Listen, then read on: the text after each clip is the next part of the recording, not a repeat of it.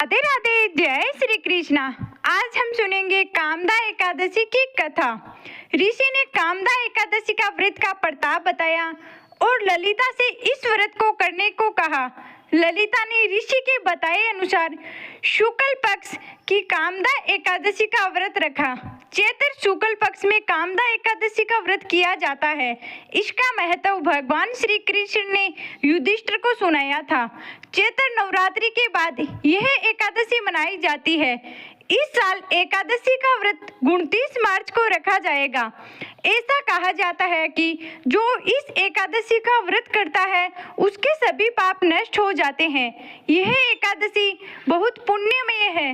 इस एकादशी की पौराणिक कथा भगवान राम के पूर्वज राजा दिलीप ने भी गुरु वशिष्ठ से सुनी थी। कथा के अनुसार प्राचीन काल में पुंडरीक नाम का एक राजा राज्य करता था। वह भोंगीपुर नगर में रहता था।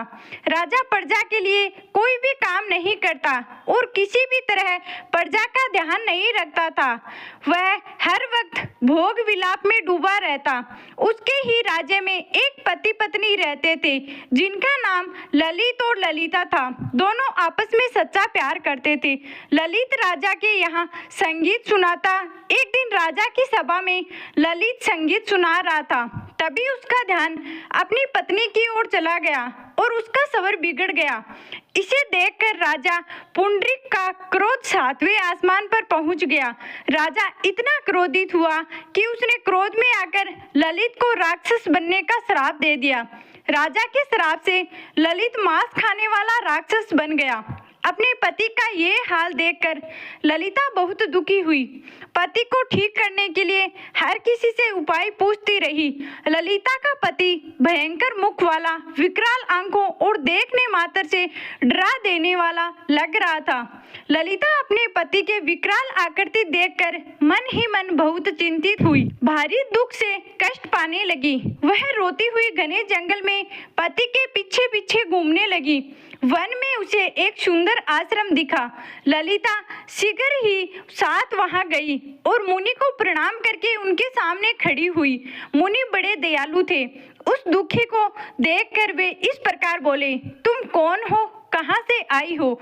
ललिता ने कहा, मेरा नाम ललिता है। मेरे स्वामी अपने पाप दोष के कारण राक्षस हो गए हैं।